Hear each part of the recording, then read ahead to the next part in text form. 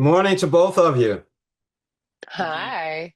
Hi. You both look like you're fresh, Montana fresh. That's all I got to say. Man, we're talking about Very generous. Premier Plus, Paramount Plus, the new series from Taylor Sheridan. It's called The Madison Paramount Plus. I enjoyed that very first episode. It almost brought me to tears too, just by watching it. So I want to get started with you, Bo. Let's talk about your character and your part in this.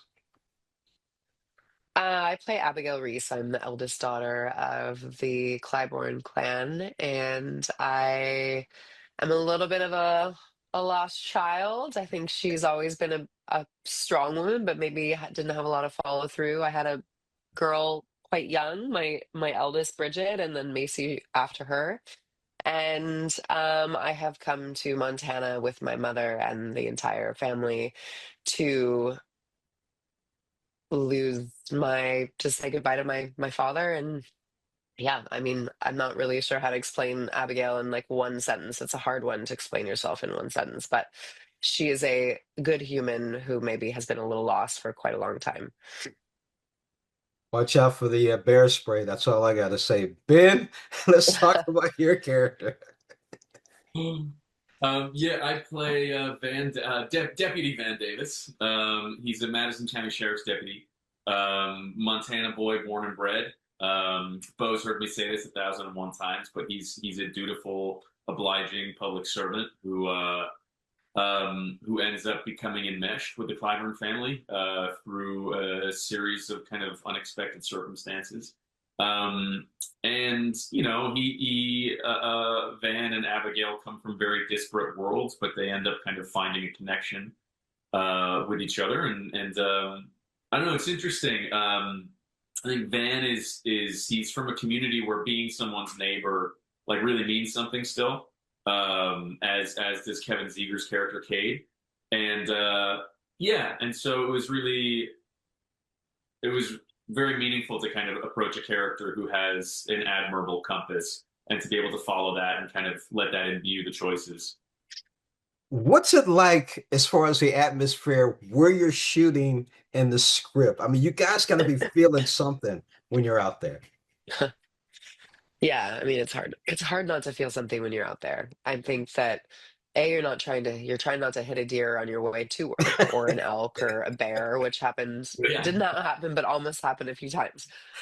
So you're always on edge driving to work. And I don't know, it felt like coming home to me every day when I would go to set. I also feel like I still think about Montana, and watching the show now as it comes out, I'm like, I miss it there so much. It's just such a special place, and I felt so lucky to like discover it with everyone in this group. Like we all kind of came in, and I don't know that any of us had been there before, and we became a family like that. Like I remember the first dinner. I think you had maybe Kevin had just come, and you had just come in, Ben, and we all like had dinner one, at yeah, the one at Bodie Farms.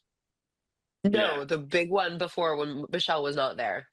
We had like a big group dinner at a brewery, and I think maybe it was Kevin that came in. I thought it was you, but Kevin. Yeah, it was it was just we did dinners all the time, and we got to know each other all so well. And I don't there's just something about Montana now as I think to me a symbol of that family, and also it's just that I'm a big hiker and runner and can talk about my running. I can attest to um, it. and So, I fell in love with that place, and shooting there just it really did kind of dictate how you approached each scene, because if there's wind going this way and your hair is in your face, you have to like, not that but it is, I mean, it's so much a part of it. You have to kind of figure out how to navigate it, or if you're on on a boat on a river, and the tide is much, no, there's no tide in a river, but the water is at a lower level and the rocks are higher, so your boat is bouncing. Like you have to, everything changes because of this environment. What's on the paper is going to change. And so we every day would approach it and watch the production, which was so willing to like adapt to anything and so capable of it. It was incredible. Like they just, something happens, they shift, they move, they figure it out. They were just like such a well-oiled machine. They knew how to navigate shooting in weather like this because they've done it so many times before with 1923 and 1883. And these guys are always out in elements. It's pretty incredible. Ben, it's speaking. funny, Go ahead. Go ahead. Go ahead, Ben. I was gonna build on when you're working in in the movie biz. There's this attitude that everyone's like, all right, get me a this or we'll shut off traffic and we'll this and that. We're gonna shut off the whole block and we're gonna but then you shoot out in nature and nature does not care that you're when the wind picks up Yeah, or it doesn't care. that's it. There's Or nothing that anybody can do to go. Yeah, no, we just got to change the schedule. no. Let's Yeah. talk about nature a little bit. When you say shooting in nature, because watching this and you're talking about nature, I could smell the grass. You can actually smell the river, the trees, and you're right. I could feel the wind watching this. It was great. Oh, I'm I glad. I'm glad. mean, I mean, that's all credit to Christina Voros, our director and cinematographer. She just did the most incredible job um, capturing the landscape and capturing the elements and letting them imbue the scene. And yeah, I mean, yeah, yeah, she's I the mean, and best. they would like we'd be shooting and a bald eagle would fly and above us, and Abby, one of our camera operators, would be like, "Mrr," and like they were always ready to capture whatever was thrown our way. And there was a night where we were shooting where like the northern stars were Yeah. supposed to happen, and like this crew would be like, we are stopping when it does, like I think everyone there, you have to love nature. You cannot shoot the show and like not be okay with being dirty. It's just like impossible. I mean, I felt like I had dirty boogers driving home every day in the car. Like I felt like I just left Burning Man. I was like, I don't know what has happened, but it was I personally thought it was such a cool experience, and I think that for the limited window of time that we were doing it we could, because I think longer and longer would be harder and harder. And obviously, like, we didn't shoot in winter, and there is a chance we could one day, which is a whole other world, which would be hard to do. We got like the summer and fall. So one last thing I want to ask you too is this: do you think that Taylor Sheridan has a little bit of Robert Redford in him? Hmm.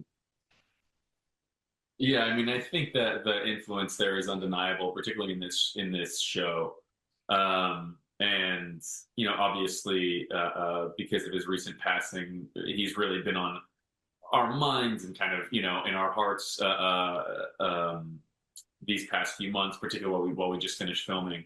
Um, but yeah, I think there's a again going back to nature. I think there's a relationship to nature and an admiration and a reverence and a gratitude for it that is present in Taylor's work. That is absolutely wasn't just present in Robert Redford's work, but it was present in his life and his activism as well. Um, and yeah, I'd like to think there's definitely a kind of kindred spirit between those two. As you speak of kindred spirit, there was a line in there that really hit home with me, and it's going to hit home with a lot of people, and that is, it takes a family member's death to bring everybody together for dinner. Yeah, Mm. yeah. That was very interesting. Bo, And Ben, it's thank you very so true. much. Yeah, Sometimes. Thank you so much. thank you too. I It's wish I sad to was out say, there in but thank Montana you. with you. I would love to be out there in We're Montana. not here. We're not there. We're not there anymore. It's sad. Okay. I wish I was there too. All Thank right. you. Nice to meet you. All right. Bye.